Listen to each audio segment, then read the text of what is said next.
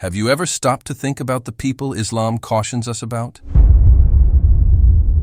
Assalamu alaikum, and welcome back to our YouTube channel. In today's video, we're going to delve into an intriguing aspect of Islamic teachings. Now, it's crucial to emphasize from the very start that our intention here is not to pass judgment on individuals, but rather to provide insights into certain behaviors and traits that Islam advises its followers to be cautious about. Islam, as a religion, offers a comprehensive set of guidelines for leading a righteous and harmonious life.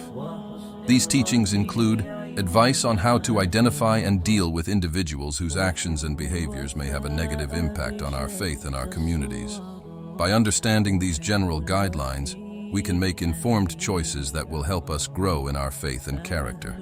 So, let's embark on this journey together. Remember, the aim is to gain knowledge and foster understanding, not to judge or condemn. Let's get started. Number 1. The hypocrite, munafiq. In Islam, the concept of a hypocrite known as a munafiq holds significant importance.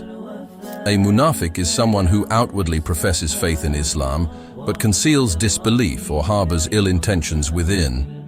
Characteristics of a munafiq include insincerity in their faith, often showing devotion in public but lacking genuine belief in private.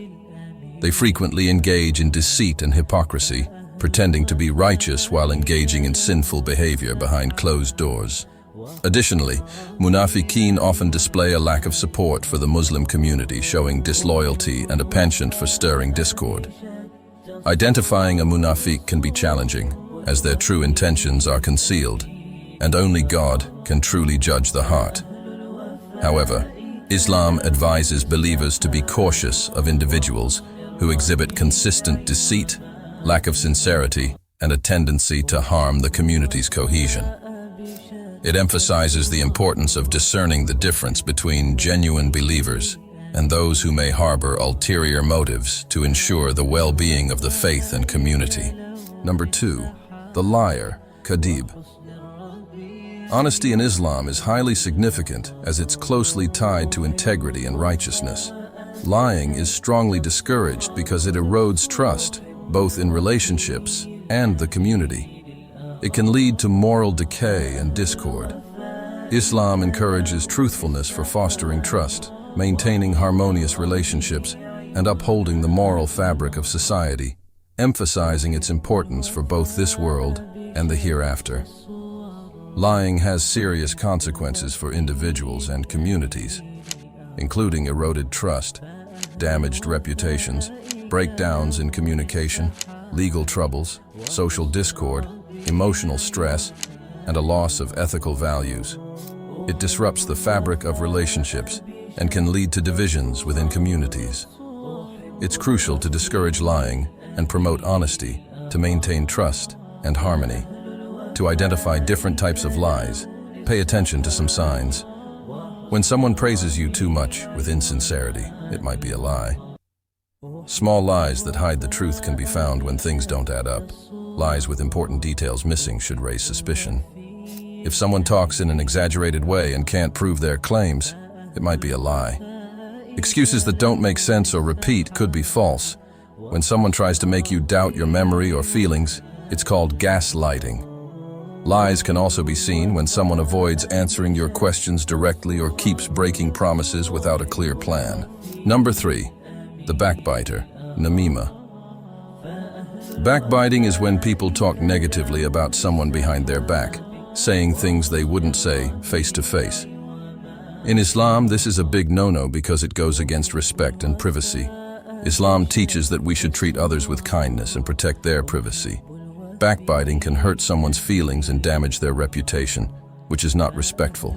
It's like saying something hurtful when the person isn't there to defend themselves. Islam encourages us to avoid backbiting and speak kindly about others, respecting their privacy and feelings. Backbiting harms relationships and communities by eroding trust, causing conflicts, and creating a toxic atmosphere.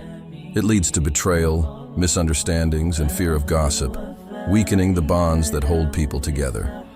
To build strong, supportive relationships and communities, open and honest communication is crucial. Avoiding backbiting is crucial for healthy relationships and communities. To deal with it, practice open communication, address issues directly with people, and steer conversations toward positivity. By promoting respect and kindness, we can create stronger, more supportive relationships and communities.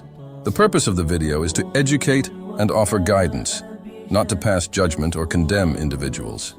It aims to provide information and insight, encouraging understanding and learning rather than criticism. The goal is to help viewers gain knowledge and make informed choices while respecting their perspectives and choices. As we conclude, I invite you to take action.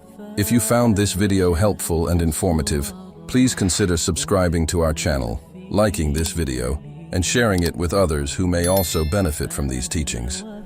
By doing so, you contribute to spreading knowledge and wisdom to a wider audience, and together, we can create a more enlightened and supportive community.